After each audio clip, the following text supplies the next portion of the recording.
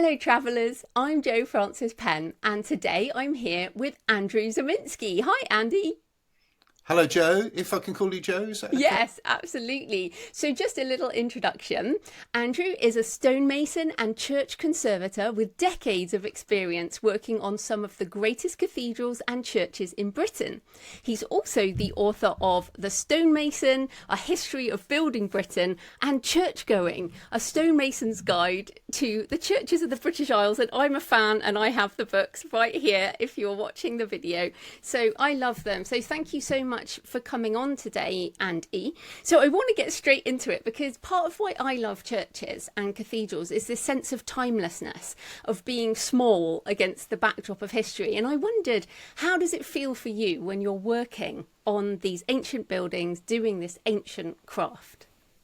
Well, in theory, I should be getting bored of it. I mean, I've been doing it so long, but it seems like my interest seems to grow with every project that we work on. We pretty much only work on ancient churches and medieval bridges, the odd castle every now and again, and it's always something new to discover, be it a particularly local school of carvers or a type of medieval graffiti that I see carved into the piers of a particular church. There are so many regional variations in the British Isles that, in terms of architecture and materials and the approach of the people who built these places, that I'm always sniffing them out. And as I understand more, it makes me want to understand even more, if that doesn't sound too crazy. So yeah, I think the day I'll stop nosing around these places will be my last one on the planet, I think.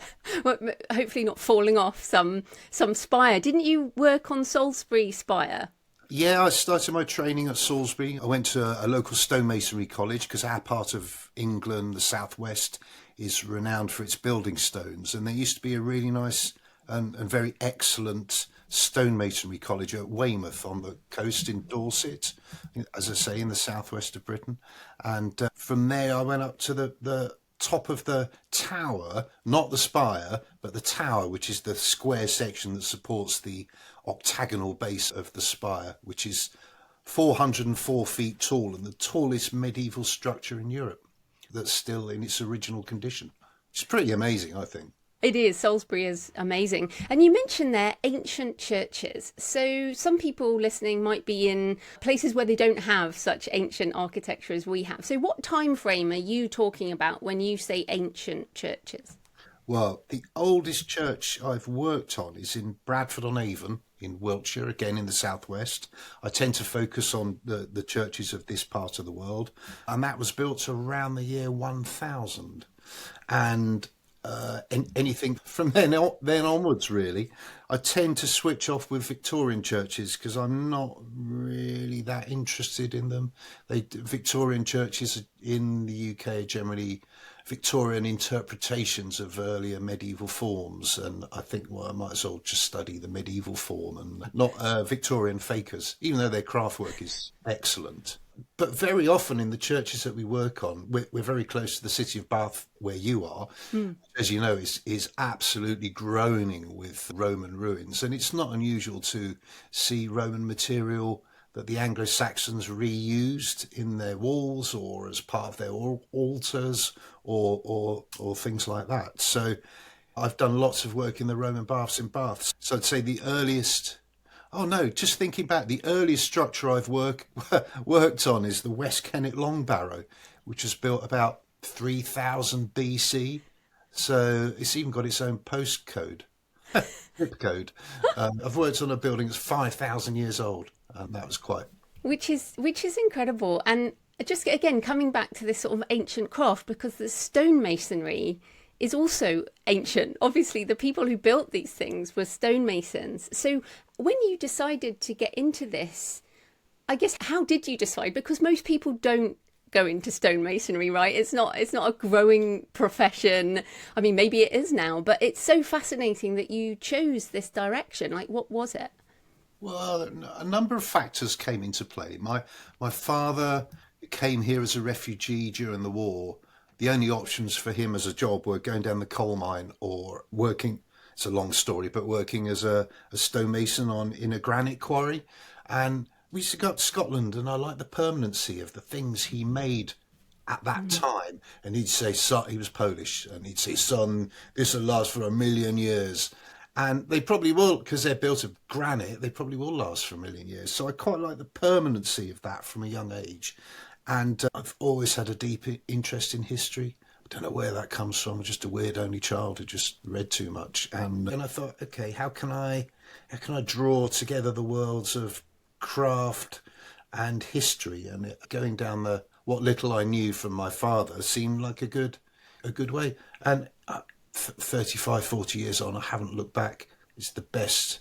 There was no career advice. It was just, well, you're a doofus, go and sweep the streets, So, so yeah, there you go. Yeah, well, I do find it fascinating. So totally ridiculous based on what you do, but I went and did like a weekend of stone carving, and so I did actually use some of the tools, and boy, my body hurt. Like, I'm a writer, I'm on my desk. So what the physicality of what you do, because like you mentioned there, the permanency of stone, this is hard material. So is it very physical, or is a lot of what you do, I don't know now, with chemicals, or how does the job work? So I'm a conservator first and foremost, and what that means is that I keep as much original.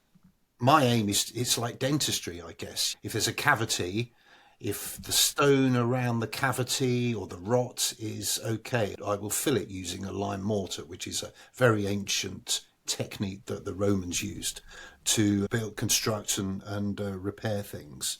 But, you can't lift a quarter of a ton sized piece of stone. You've got to use kit. So many people are surprised when I'm on site and I'm with my colleagues, and half my colleagues are women.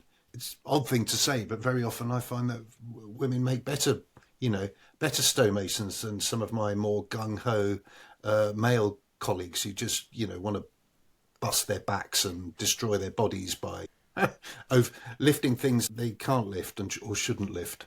But the tools that we use are unchanged since Roman times or even ancient Egyptian times. My mallet. Did you use a little mallet? Yeah. They're quite big. Like the end is quite big, right? Yeah. But the head of my dummy is made of nylon, but the ancient Egyptians used mallets made of palm trees turned on a lathe. Palm trees, something like cedars.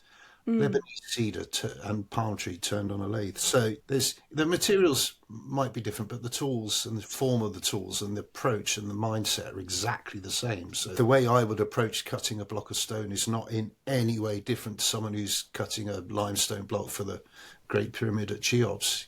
Cheops' Great Pyramid, or in the Roman Baths in Bath, or in the Colosseum, or at Notre Dame. This is sort of really brilliant handing on of the baton over the generations that sort of goes unnoticed, and I like that about craft skills. Do you are young people coming into it? Like, is there another generation? Because I feel like, as you say, that kind of craftsmanship, are we losing that, or is it still here? No, there's stonemasons in every hedgerow around here. Oh, really?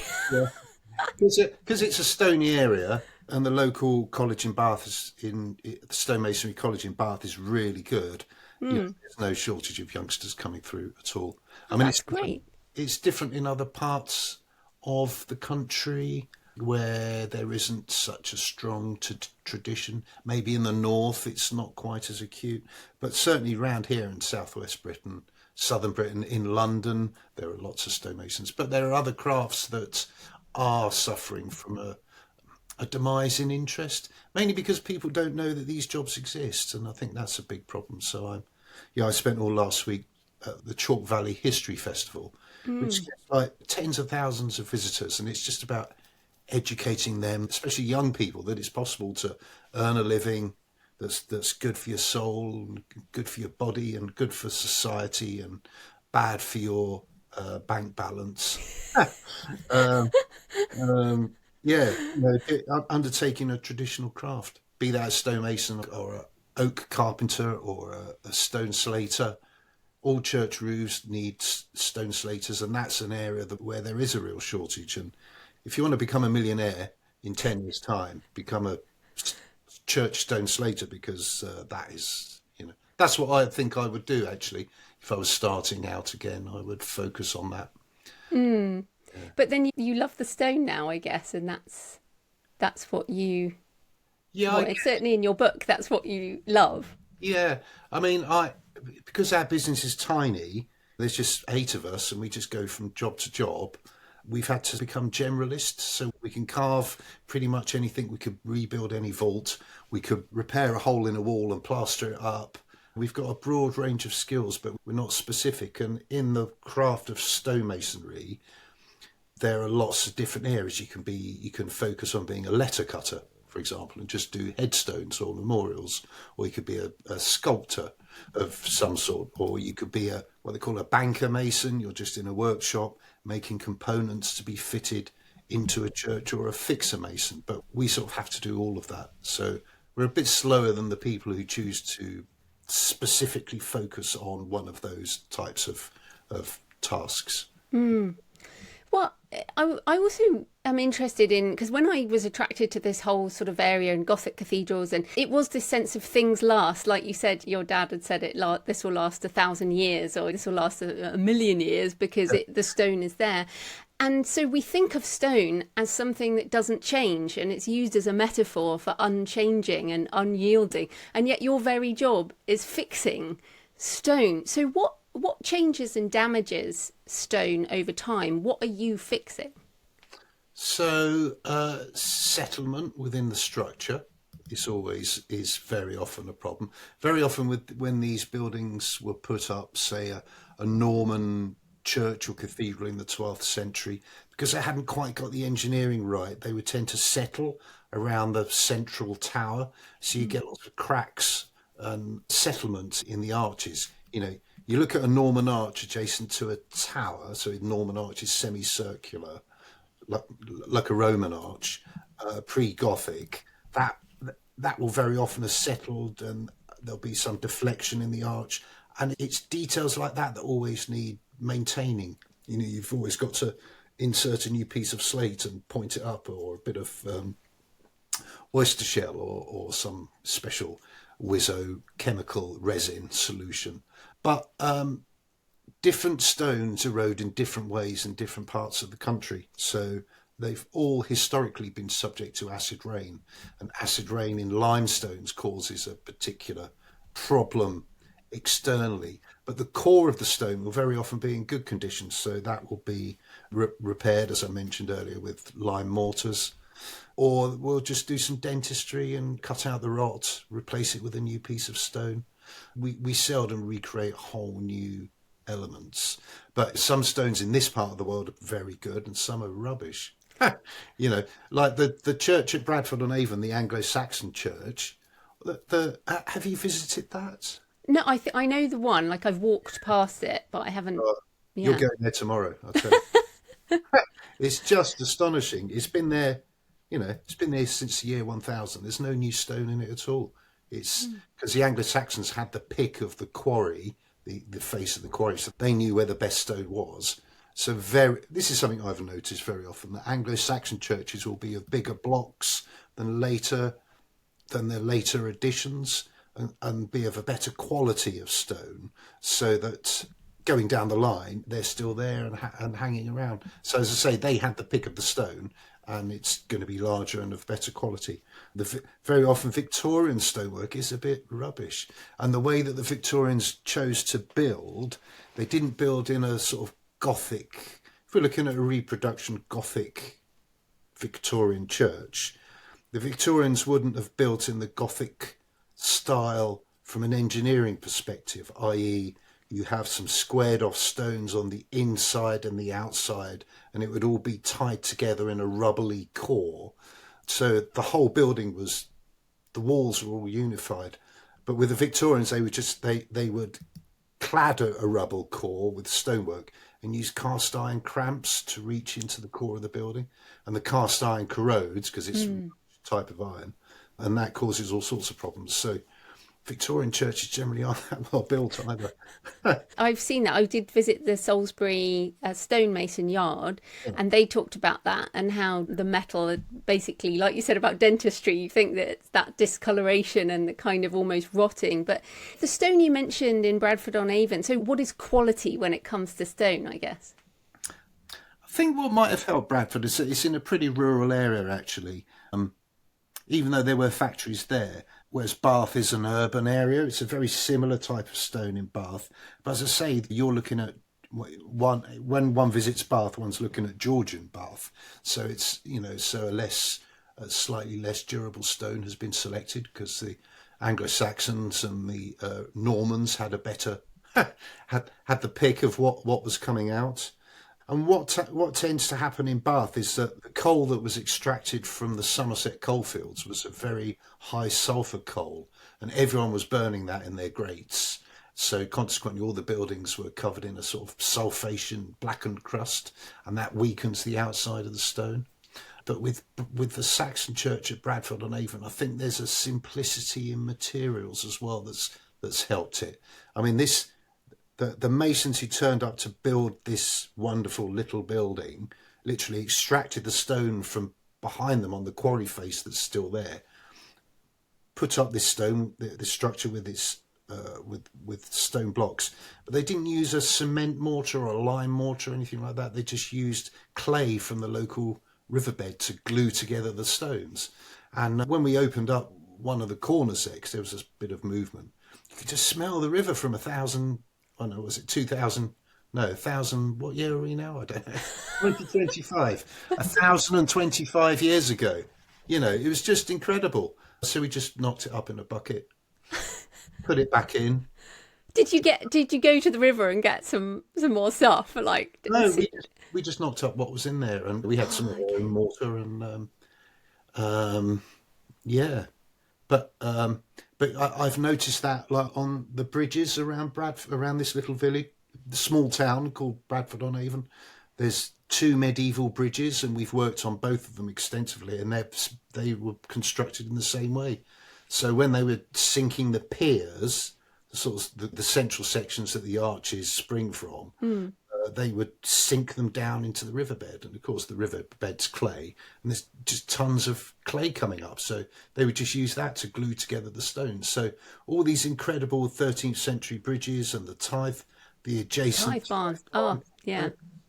I mean, it's astonishing, isn't it? And it's just beautiful. Old stone and clay. Simplicity, and it'll be there for another 1,000 years, won't it?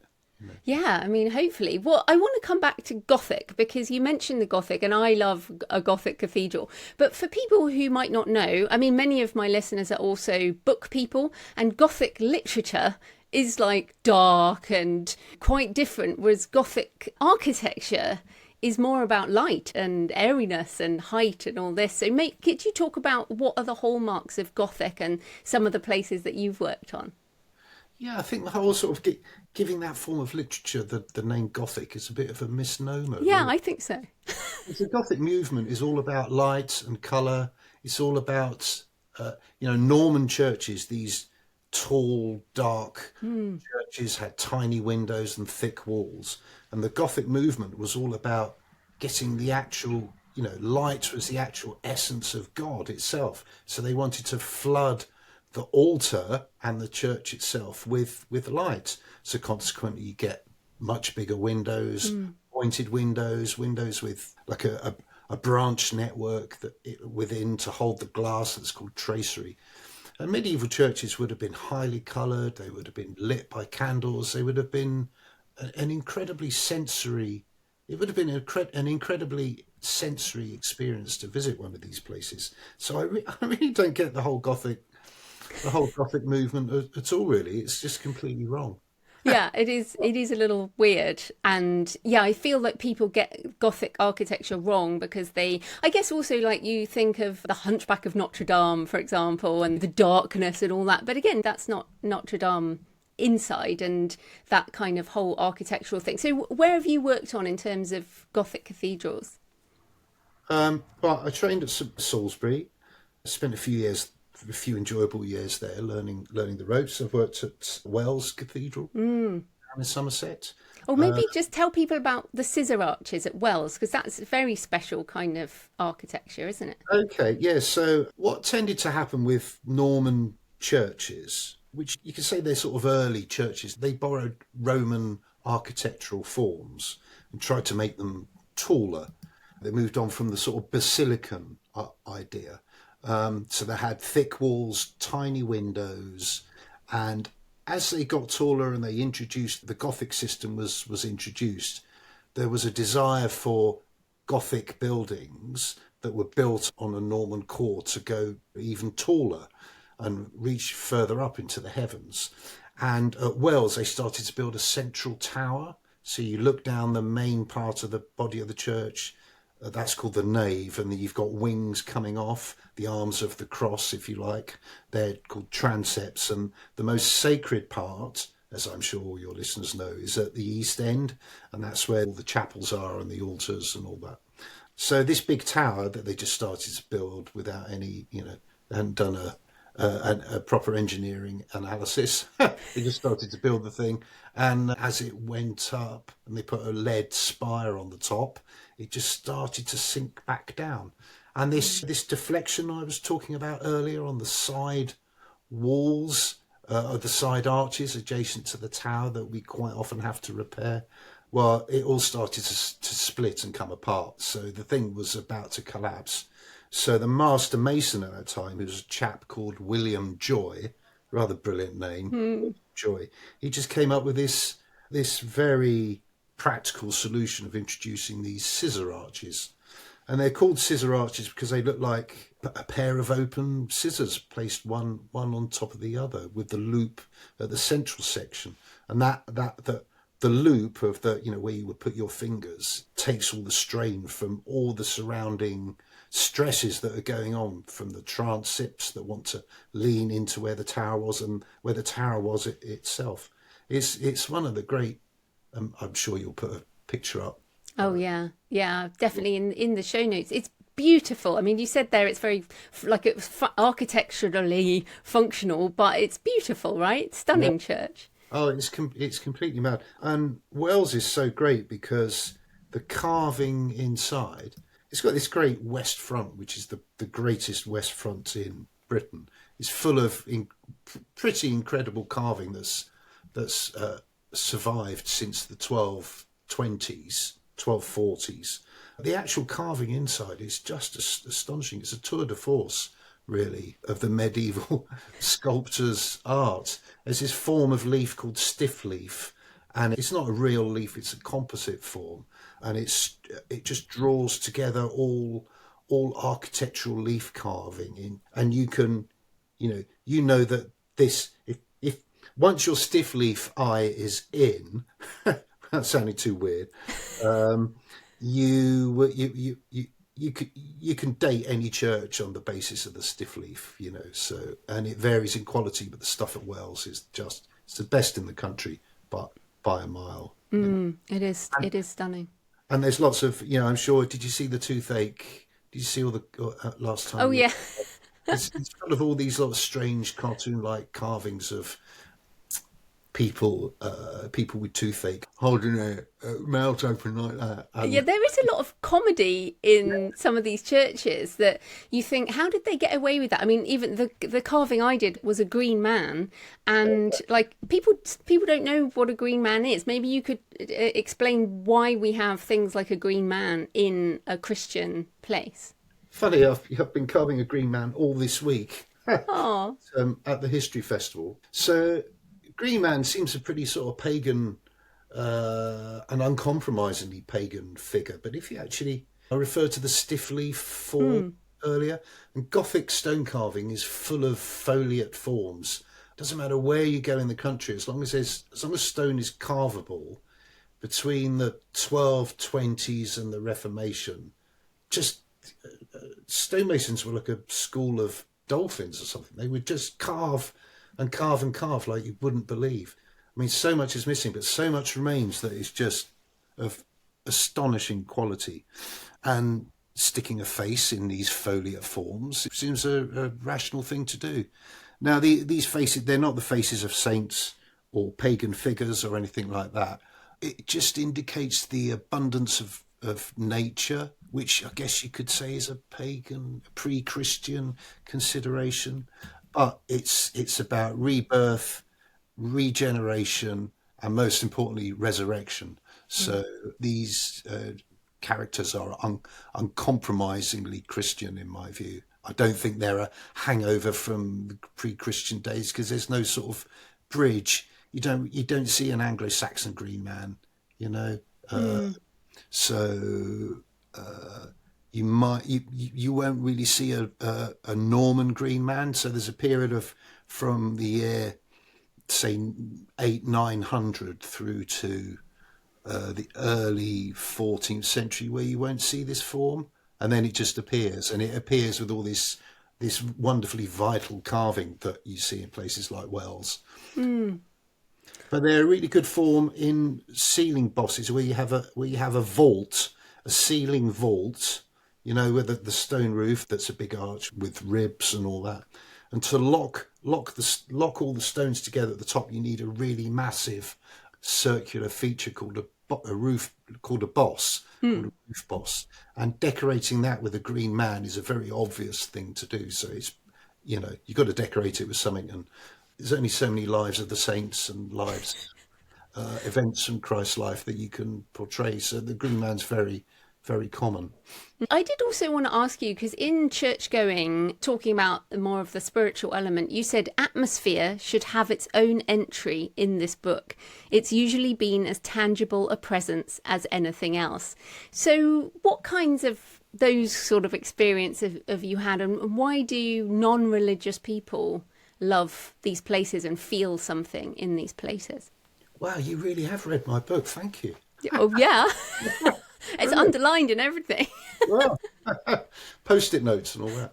So, atmosphere. I mean, it's impossible. It's such a personal thing, isn't it? You know, I go into a church at 6 a.m. It's the middle of winter. It'll be cold. It'll be cold and frosty, and the heating won't be on, but the sun will be coming up, and the sun will radiate through the east window. And these sort of first glimpses of the day will light up the motes that are floating around in the church, and you can't not be moved by these places.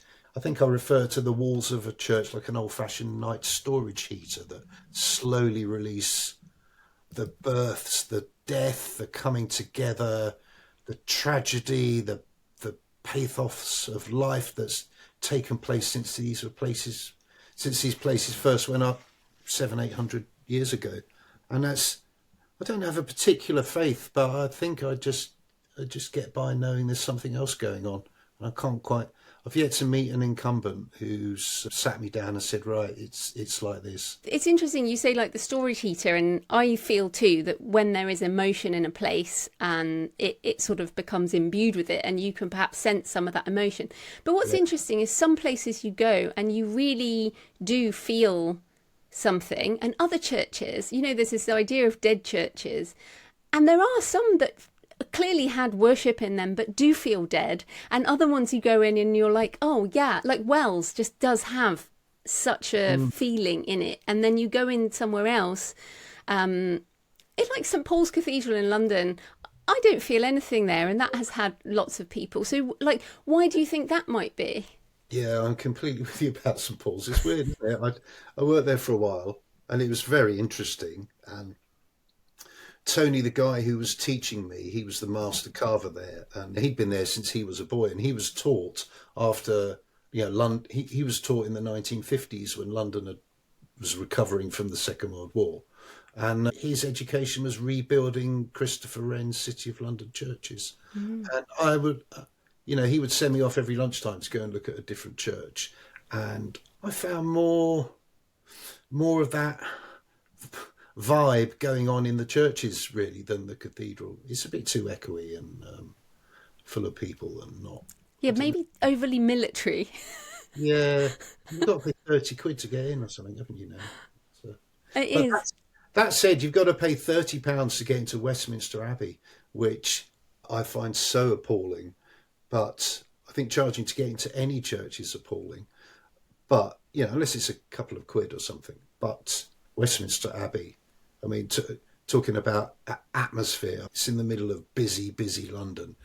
And it's just the most atmospheric of all the... It's not a cathedral, but it's a royal peculiar.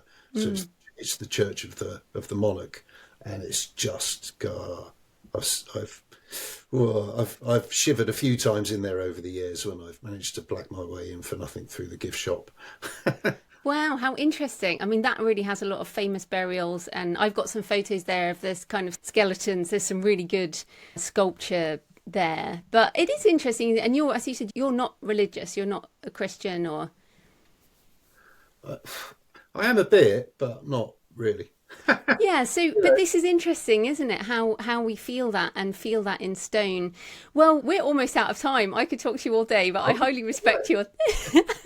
So apart from your own books, obviously, what are a few that you might recommend, because this is the Books and Travel podcast, what are a few books you might recommend that feature stonemasonry or architecture or death culture? Death culture, wow, that's a good one. Fiction. We allowed fiction? Either, whatever you like. Yeah. Everyone on the planet has to read A Month in the Country by Carr. What's his name? Carr. It's a novella about these two First World War veterans that are working. One's working as an archaeologist, looking for... I won't say what he's looking for, and the other is a wall painting restorer working, and they're working together in this church.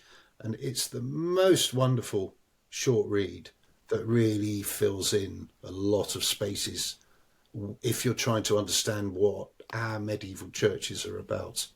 I can't emphasize enough what a wonderful, wonderful book it is, bang. So you got that.